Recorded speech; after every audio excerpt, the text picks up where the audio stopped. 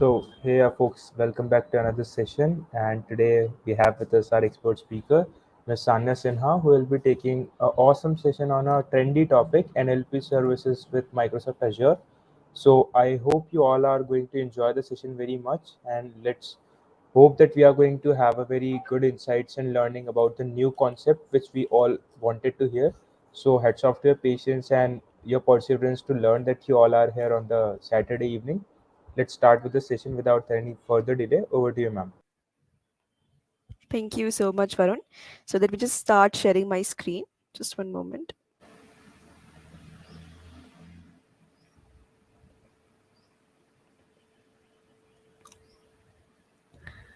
All right. So we are going to be talking about the NLP services offered by Microsoft Azure. So before I actually start talking about the topic, I'd like to give a very brief introduction to myself. So I'm Sanya, and I am a Gold Microsoft Learn Student Ambassador and Azure Developer Lead, a regional Azure Developer Lead, as well as an upcoming research intern at the University of Texas in Austin. And I'm very passionate about artificial intelligence and all the services of Microsoft Azure that stem around artificial intelligence. So before we actually start talking about the various services or the plethora of services that Microsoft Azure provides when it comes to NLP technologies, I think it's a must for all of us to actually understand what is meant by NLP. So, NLP or natural language processing is a branch of computer science that deals with the ability of computers to understand human language the way it is both spoken and written. So, this means that your computer or your machine can get a comprehensive understanding of what is actually being tried to conveyed by the speaker or the writer when he or she actually makes a statement. So, just like I say something like, I had a good day, your machine or your computer would be able to analyze and infer from that particular statement that my general tone or the general sentiment being conveyed by me is positive when I say something like I had a good day. Similarly, if I say something like my day was bad, or my I didn't have, or I did not have a good day, your NLP technology would be able to, or your machine would be able to actually um, derive important sentiments from that statement that basically incline towards a negative sentiment. This means that you didn't have a good day, and this is actually a negative sentiment that is being stemmed from your statement. And this is how NLP can actually understand and get a hang of the intent the user is trying to convey or the sentiment being conveyed by the user. So if you can take a look at this Venn diagram, which I got from the data centerfrontier.com website, so you can see that NLP technology is actually within the domain of artificial intelligence, and a part of NLP actually intersects with machine learning and also with deep learning. So this means that NLP is not just limited to machine learning, but there is a particular part of natural language processing that can actually be corresponded to, and that can actually use machine learning and deep learning based technologies. NLP in itself is not machine learning. So a very common error that students often make is that they often associate NLP with machine learning, which is not the case, because NLP just uses machine learning technologies to a certain extent, while it is not actually machine learning. So, this was what I meant when I was trying to talk about natural language processing. Now, we are going to be talking about the use cases of natural language processing in our everyday lives. So, where is NLP or where is natural language processing actually used? So, a very good example for this could be your email filters. So, NLP technologies basically parse or they search through all the emails that you receive, and then they classify them into your spam and your inbox mail. So, how do you think your email filters work? Gmail these days can actually sort them into three categories. I think it's your primary inbox, promotions, and then socials. So promotions is basically for spam mail, and socials basically encompass the mail that you get from your various social handles like LinkedIn or Instagram or Facebook and so on. So how do you think NLP technologies can actually segregate these emails accordingly? So NLP technologies basically parse through your data. They can get a hang of what the data is actually about, And once they get a hang of the data that is actually being transmitted through your email, they then look for particular words, particular phrases, particular statements within the data to make sure whether this particular email belongs to a given category or not. So an important issue that might stem up is that why is NLP reading all my emails? Is there not an issue of privacy? So the thing is that once it is done reading, there is no storage of the data that it has garnered from your parsing, from the parsing of your emails or the searching through your emails. So whatever it learns at a given span of time, it ultimately ignores it and it is ultimately discarded. So there is no way of storing this data. This data is automatically discarded once the parsing is done. So this means that the security of your system is intact, your security and your privacy is intact, while it is also able to scan and segregate them into the different respective categories of emails. So this is how spam filters are supposed to work. So another important use case of NLP could be using smart assistants like Siri, Alexa, Google Home, uh, Cortana, Bixby. So these use NLP to derive insights from the instructions communicated to them either via voice or via text, and then they reply or act accordingly. So every time I say something like Alexa, turn on the lights. So Alexa basically uses NLP technologies to actually understand the command that I am communicating to her, to actually understand what I actually want her to do. So once she gets an understanding, once she's able to comprehend what I want her to do, she then takes an appropriate action by using something like because smart lighting systems often use IoT based mechanisms. So she could use so she would then communicate the message that she received to the IoT based lighting system, and then that would automatically turn on the lights. So this is how smart assistants use NLP technologies to receive instructions from you either in the textual format or in the oral format. Next up, we have search engines. So, search engines like Google and Bing use NLP to surface relevant results based on similar search behaviors or user intent. So, every time you look for something in the search box, you would actually see that often the first page of the search results is often very accurate in giving you what you were looking for, in giving you the information that you were looking for. So, this means that uh, your search engines don't just use a simple searching mechanism. Searching algorithm used by them is actually very intricate, and it's based loosely based on NLP. So every time you punch in words in the search box, your NLP technologies basically skim through the vast corpus of documents that is available on the web, and then it looks for those that would actually convey the same sentiment you are expecting from your search result, and then they would fetch those documents and then they would procure them on your screen.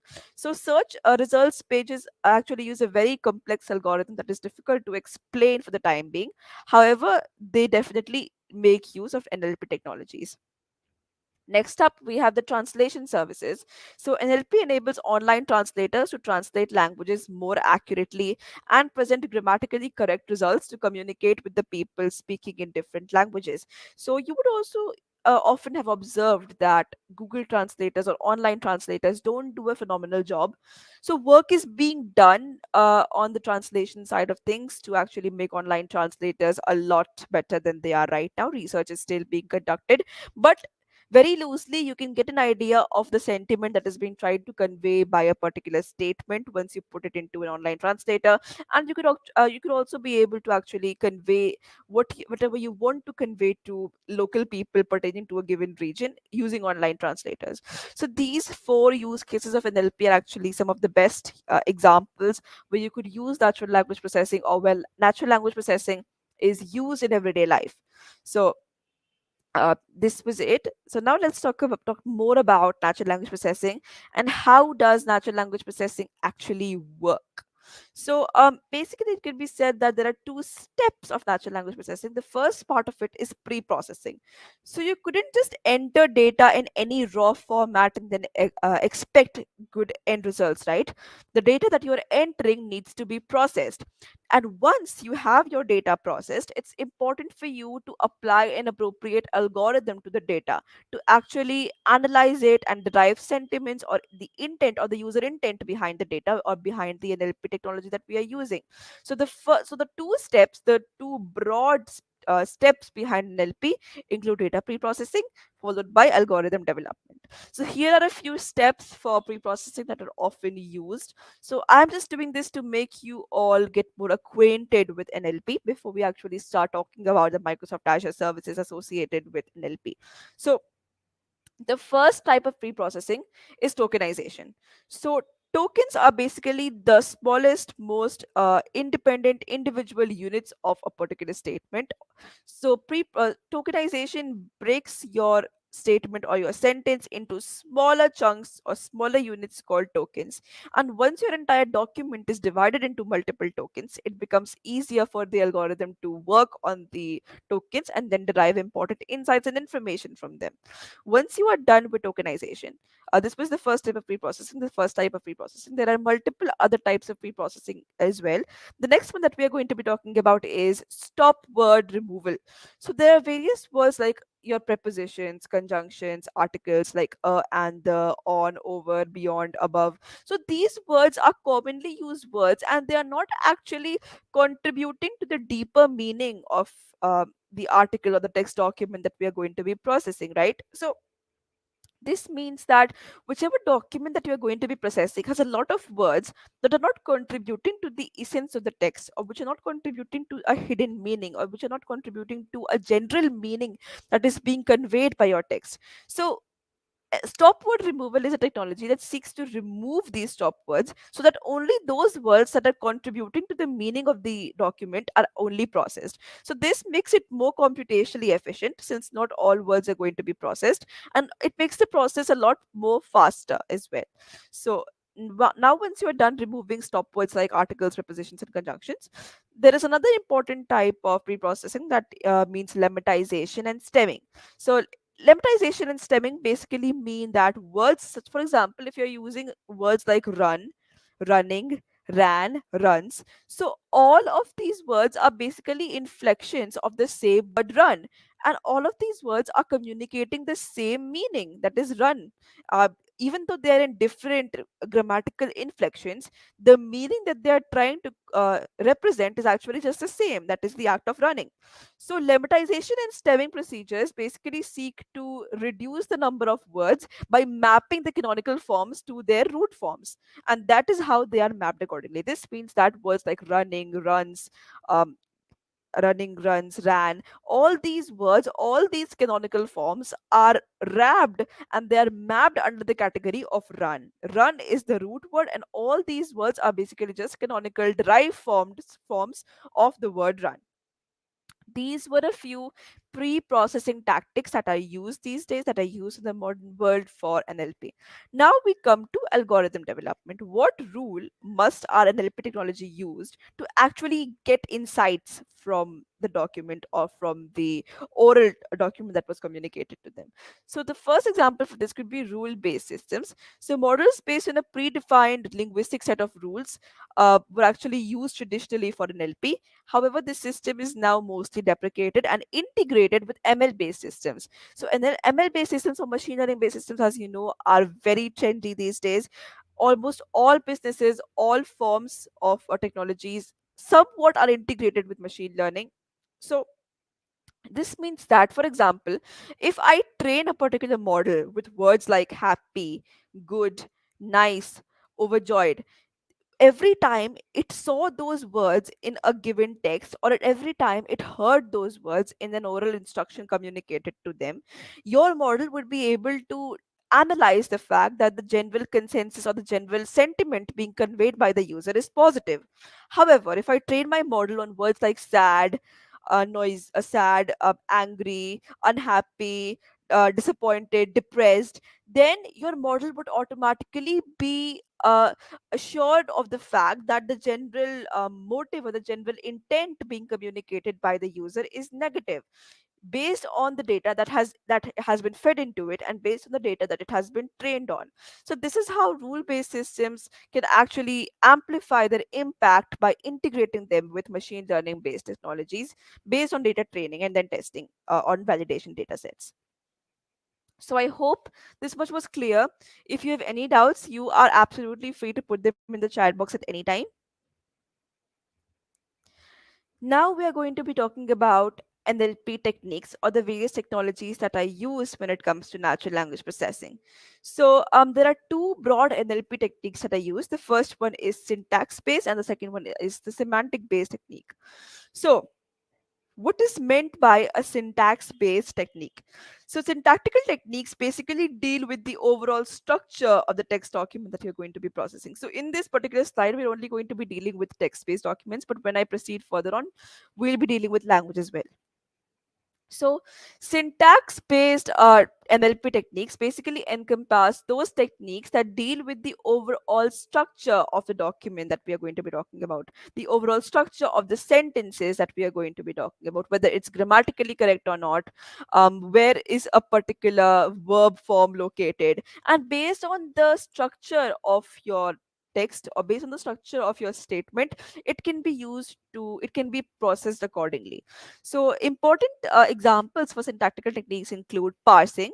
So, like I said, parsing is a type of syntactical NLP technology. So, what it does is that it passes through or it searches through the entire sentence, and then it gives you a grammatical overview that this is the subject that we're going to be talking about, this is the predicate, this is the verb being used, and so on. So, this is how it gives you a grammatical overview of the sentence, and then based on that grammatical overview you can then proceed with further semantic techniques for a better understanding and for better comprehension of the statement.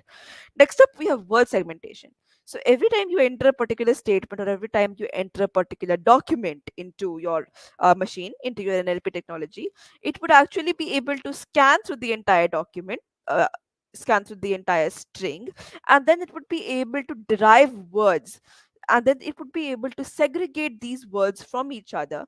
And this is known as word segmentation, when the different words in a document are segmented, they are separated from each other. So mostly this is done by using the white space technique. So every time it saw a white space, it automatically understood that okay, the word is changing now, and this is how I have to leap. Now, words are not the smallest units of a particular text document, right? So, next up, before I start with sentence breaking, I'd like to talk about morphological segmentation. So, morphological segmentation basically divides words into smaller parts also. So, morphological segmentation is the process of dividing words into yet smaller parts called morphemes, which are spelled as Morphemes. Just let me write it down somewhere.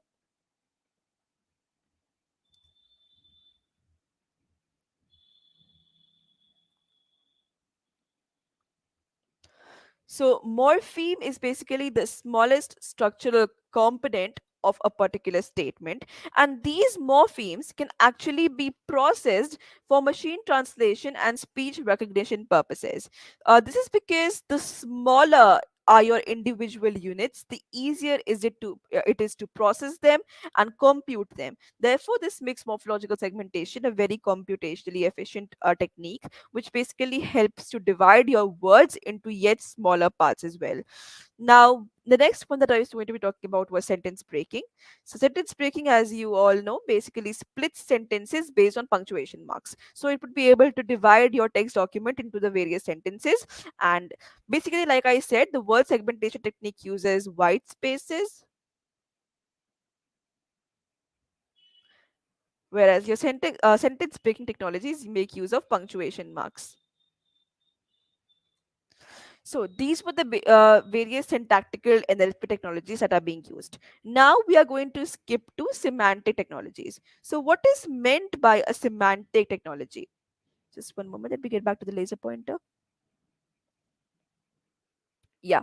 So semantic technologies are those technologies that deal with the overall meaning being tried to convey by a given document. So syntactical NLP techniques basically dealt with the grammatical structure of the document, right? But semantic techniques basically deal with the meaning trying to be conveyed by the text document. So there are multiple types of semantic technologies. So the first one is word sense disambiguation. So, deriving meaning of a word based on context. This means that whatever ambiguity there is in a particular statement, in case your NLP technology is not familiar with a particular word, could be resolved by using word sense disambiguation. For example, if I have a commonly used idiom called "it was raining cats and dogs," so it does not practically mean that cats and dogs were pouring from the sky, right? It is an idiom, and what it actually means is that it was raining terribly. It was raining really heavily. So, when I say raining cats and dogs, your NLP technology is smart enough to understand that it was actually not really raining cats and dogs. Cats and dogs is an idiom, and therefore, based on its utility in a particular statement, based on its usage in a particular statement, your NLP technology would be able to understand that this phrase, cats and dogs, basically means raining heavily. So, this is how the ambiguity that existed in a particular sentence because of the words cats and dogs was replaced by deriving meaning of the word, by deriving meaning of the phrase based on the context. So this was clear. Next up, we have named entity recognition. So named entity recognition is basically an NLP technique that can automatically scan entire articles and put out some fundamental entities in text and classify them into predefined categories. For example, if you have some medical text, so your NLP technique would actually be able to scan through your entire medical document, and then accordingly it would be able to fetch out some entities and then map them accordingly. That okay, if I am using a particular word like calpol, it would automatically map them into a paracetamol or a drug category. So this means that every time it encounters the word paracetamol or it encounters any drug name in your medical document, it would automatically group them under the banner or under the class of drugs. Next up, if it comes across medications, it would automatically map all those medications listed on that medical document, listed on that prescription in the medications category. If it comes across the various symptoms, it would walk through the entire symptoms, for example, redness, fever, nausea, and accordingly it would map all of them to the class of symptoms. So this is how, using NER or named entity recognition, your NLP technology can actually classify the various words or classify the meaning of various words based on what is their actual utility in the context that is being used. So I hope named entity recognition was clear. Next up, we have natural language generation. So this uses a database to determine semantics between words and generate new text. For example, if you have a book report due tomorrow and you haven't read your 600-page novel, what do? You use natural language generation. Natural language generation would basically parse through pages and pages of documents. It would walk through a few words. It would try to derive a general meaning, a general summary of the entire document that has been fed into it, and then based on the document, based on the training data, it would automatically try to generate new text, and it would try to sum up whatever was being tried to communicate to it. So this means that if you have a book report due tomorrow, you can simply use natural language generation. You can train your you can actually train your NLG model to accept a particular book as an input, and then based on the input, it could generate a new summary for it. It could generate a book report accordingly. So this is how semantic technologies can actually help your NLP technology to understand and get a general idea about the meaning or about the context of the situation.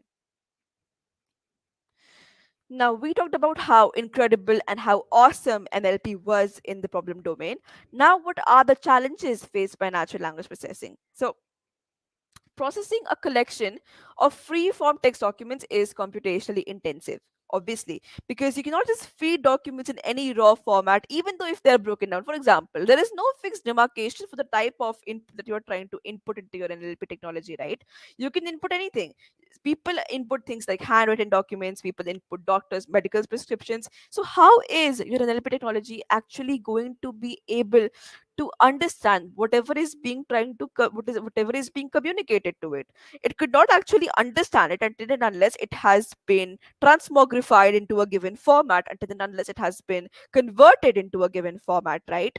So processing a collection of free form text documents is computationally intensive, very computationally inefficient. How do you expect a computer to actually process a huge corpus of text or even a huge corpus of audio based inputs for that matter, until and unless it has done it before, until and unless it has a lot of exposure in that domain?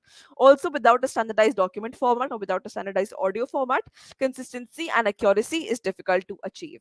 If it hasn't been trained on it before, if it hasn't done it before, if it hasn't processed but those particular forms of inputs before, then the NLP technology would fail and it would not be able to process things accordingly.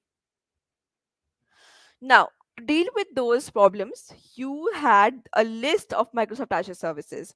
So, the first service that we are going to be talking about is the text analytics service. So, the text analytics service is basically under the umbrella of Azure's cognitive services for language, which can be used to extract, classify, and understand text within documents. So, this is the first NLP technology associated with Microsoft Azure that we are going to be using. So the first example for this could be broad entity recognition. This means that, for example, I gave you an example of named entity recognition wherein particular medical terms were mapped into their respective categories.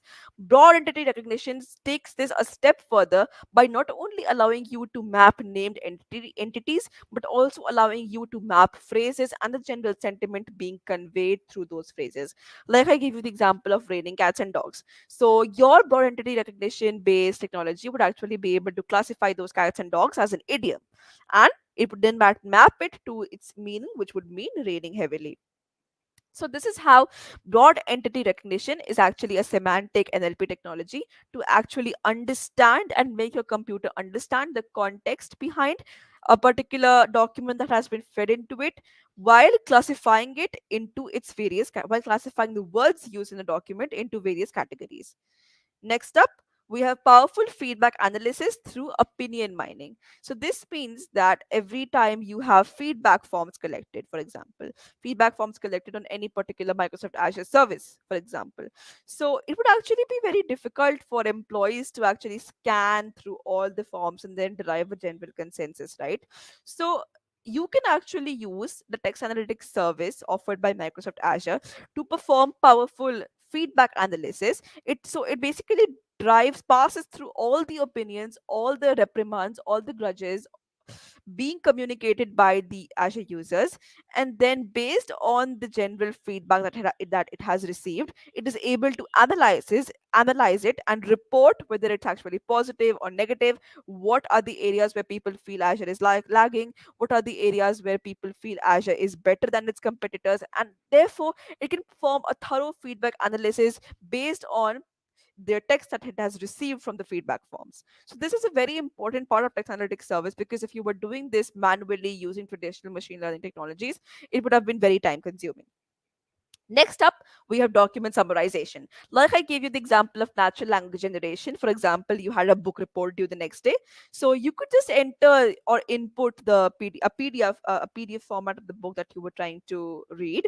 And then based on particular words, based on particular phrases, based on broad entities being mentioned in the particular input, your text analytics service would be able to summarize the entire book very easily in a span of a few seconds, something that would have taken you maybe months to process. Next up, we are creating conversational layers over data. So this is an important feature that we will be dealing with more when we are talking about bots. So I'm just going to skip this for a little while so as to make you more comfortable with it when we are dealing with bots. Next, we have processing unstructured medical data. So like I said, doctor script prescriptions. Your text analytics service actually has an entire subset devoted to processing medical data, devoted to identifying various medical terms, various medical entities, mapping symptoms, mapping causes, mapping general medications being associated with a particular customer. It could also be used to map the various trends that could be reported accordingly.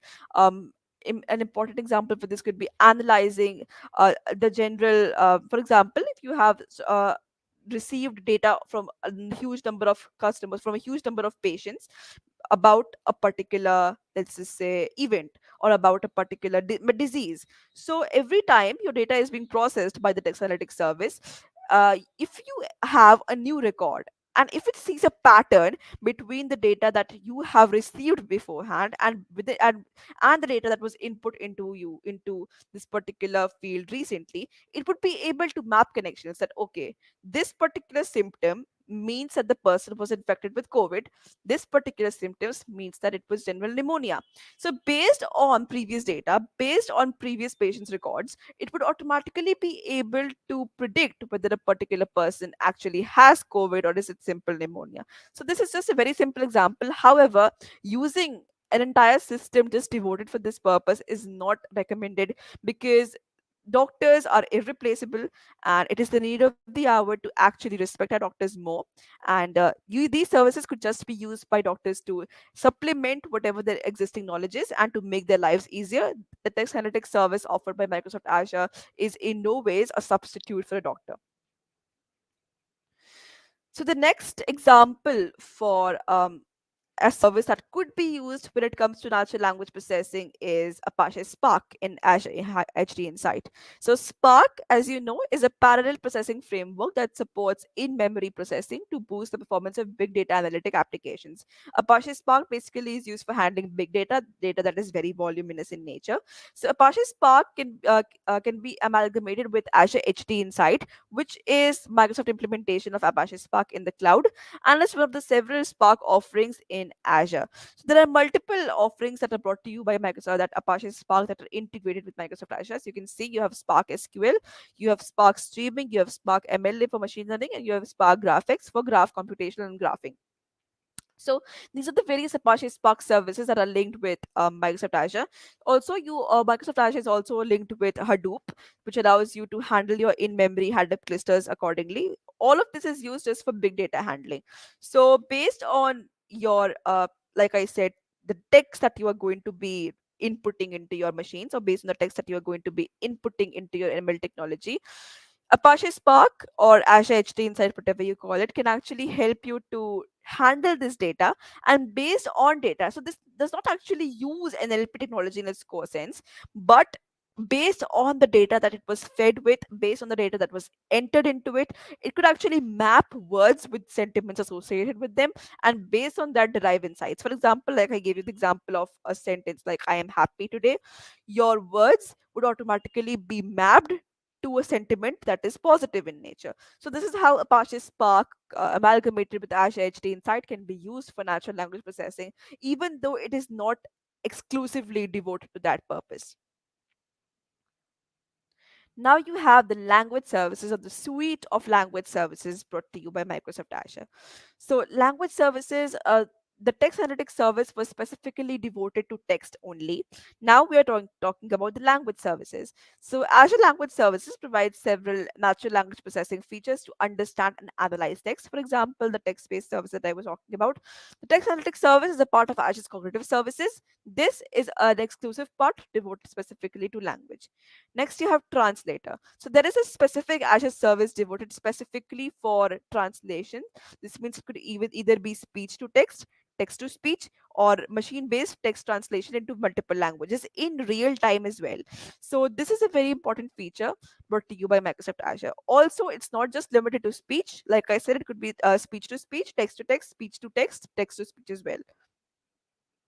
Next, we have Lewis, which is language understanding. So, Lewis is a cloud based conversational AI service, or almost a bot service that applies custom machine learning intelligence to a user's conversational or natural language text to predict overall meaning and pull out relevant information. So, like I said, Lewis can function as a bot. Like I said, it's a conversational AI service. This means that it is actually going to converse with your customers, kind of like chatbots that you have for multiple websites. So it would actually chat with your customer, and based on the various data based on the various words that it has been trained with, it can actually use the data that it has been trained with to actually derive important insights from the instruction or from the questions or from the requests being communicated by the customer in order to get a general idea of it. Next up, you have Q&A Maker. So Language Services Q&A Maker allows you to build a question and answer service from your semi-structured content. This means that it can actually set up a conversational AI-based mechanism wherein you ask a particular question, wherein the customer asks a particular question, and your bot, which has been trained on a given data set, which has been trained on a given Word document, answers those questions based on the data that has been input into it. Now, the final example of language NLP based services offered by Microsoft Azure is the Azure Bot Service. So chatbots are very common these days. You could see them in almost all business websites, wherein they interact with customers to answer frequently asked questions. It makes your system a lot more interactive than traditional FAQ pages.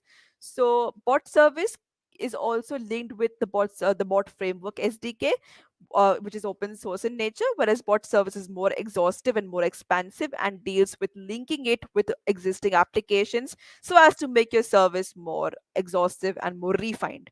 So your bot service can actually, like I said, accelerate bot building with bot framework composer. It can actually, you can actually create an entire template for your bot, that this is the template I want my bot to follow. This is when it asks for a question. This is the type of answer I want my bot to give. And you could train your bot based on some input, based on some particular text documents that you wanted to read. And based on that, it would automatically start up a conversation with your customer. You can add natural language, speech, and vision. You can allow it to actually understand images, and based on the images that it has been input with, it can actually provide you with a required customer support. For example, if you have something like a broken if you have a broken product being delivered to your house, so your bot, which is actually just a bot, it's not a real person, would actually ask that, okay, what's your problem, how may I help you? You would say that I had a broken product. So the bot would say, what sort of product? Can you please send me a picture? So once you send a picture of the broken product, your bot would automatically be able to analyze based on computer vision that it was trained with. Beforehand, there is also a computer vision service offered by Microsoft Azure. If you're interested in it, you may please check it out. Yeah. So as I was saying, based on a computer vision based model that it was trained with, that it could have been trained with, it would automatically be able to identify the cracks present, and based on that it would say that, okay, we are sorry for the inconvenience caused. This is the workflow that we are going to be triggering now onwards. Either you can ask for a full refund, or you can offer for an exchange. So this is how you can actually integrate speech based or vision based applications with your bot service as well. And this is what makes Azure bot service so widely spread and so broad in nature. Next, we have the option to deploy to popular channels with minimal code change. Like I said, you can integrate your bots with multiple other applications as well with minimalistic code changes. You don't really have to make much changes to the existing code. And next up, you have an entire service dedicated fully for AI in healthcare. This means that you can often create your own Azure bots as well. So, which is kind of really cool because there is an entire bot devoted specifically for healthcare purposes. So, I will just show you once on my Azure portal how can you actually work on it. I'll just discard my annotations. So,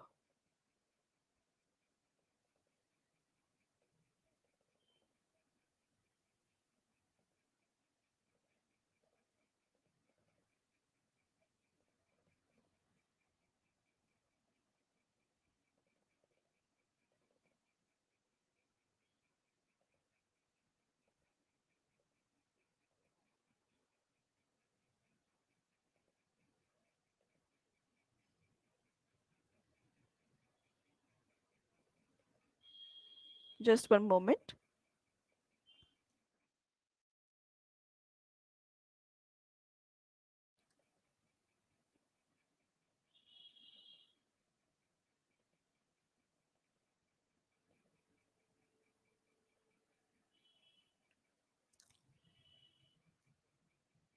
Yeah. So once you have your Azure portal logged into, just click on create a resource. And once you type bot,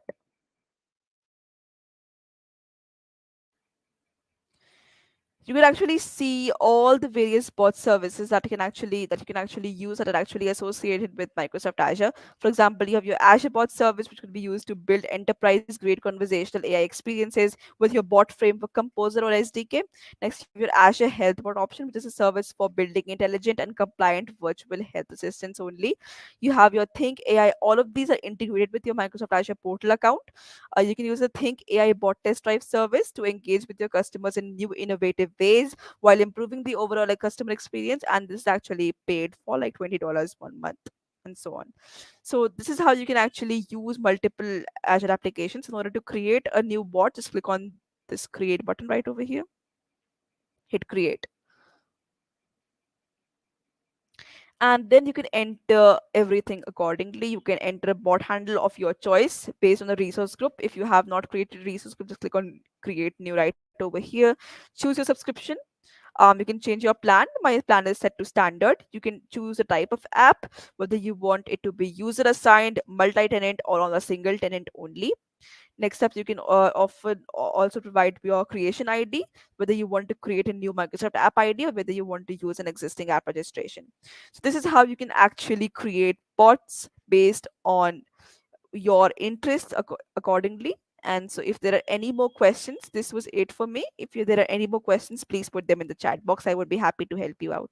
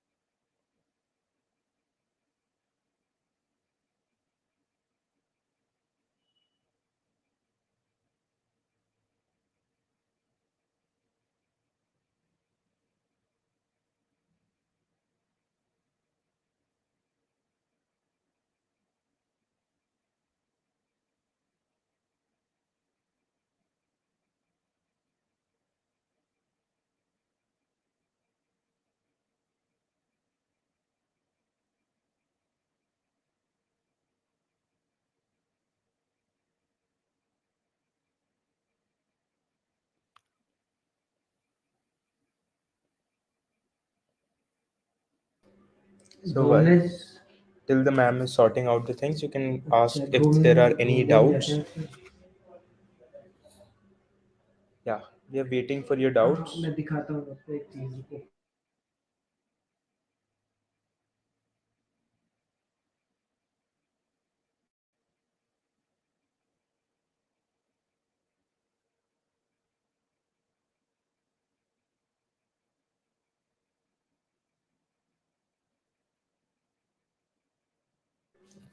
So I think there are no doubts from the audience side. So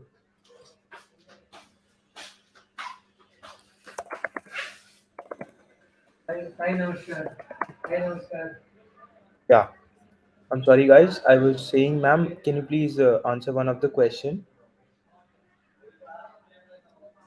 Just one moment, please. I don't have access.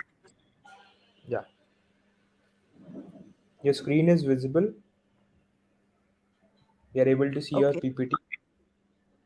Okay. I was asking that can a beginner learn NLP and integrate it with the Azure technologies, and is it going to be really helpful for the person? Like, what is the scope and what are the benefits of learning NLP and integrating it with Azure? Yeah, so natural language processing in itself is a sort of high level concept, right? So it's not something that is very beginner friendly, but when you are actually integrating it with Microsoft Azure, it actually makes the interface so easy that even a beginner with zero experience with NLP or with machine learning or with artificial intelligence can actually implement it and create chatbots or create health assistants, virtual assistants very easily without any inconvenience. So it's actually really easy to work with. Like I said, you just have to go to your Azure portal and create a new resource and start working on it accordingly. And everything is presented in such a semantically, easy, feasible manner. But you can actually just follow the instructions given on your screen and then create a bot. So it's actually really easy to work with NLP when you're associating it with Microsoft Azure. Yeah, exactly. The point is that we can directly use the templates as well, which are available in the cloud services, and Yeah. we all know that NLP is part of machine learning, and I do not need to, put more focus on the thing that machine learning is a trendy technology or something like that. So we all know that NLP has changed our life a lot. We can directly assume it, or we have no ideas that we are already using NLP services to a very high extent. Like whenever we are texting on the WhatsApp, most of the times we write half of the word and the suggestion comes up and we just click it and send the message very fast. So Yeah. NLP services are being used each and everywhere, in the mail, in the chat services, in the forms, or in any of the blogs where you are writing. We are using the NLP services, and there are certain bots available which refrain your sentences, which adds more, they just make the sentence more impactful and more grammatically correct. They are also using the NLP services. So thank you, ma'am, for coming here and delivering your knowledge on this Saturday evening, spending your time for the community folks. We really appreciate and hats off to your efforts. And thank you everyone for being such a patient and nice audience. I hope you all must have learned sacrificing to 1 hour of your Saturday evening. So no issues when we are learning something. It's not a big deal. So thank you everyone for being here. Thank you everyone for being such a lovely audience. Stay tuned for more such sessions. Thank you. Good night. Stay safe. Thank you.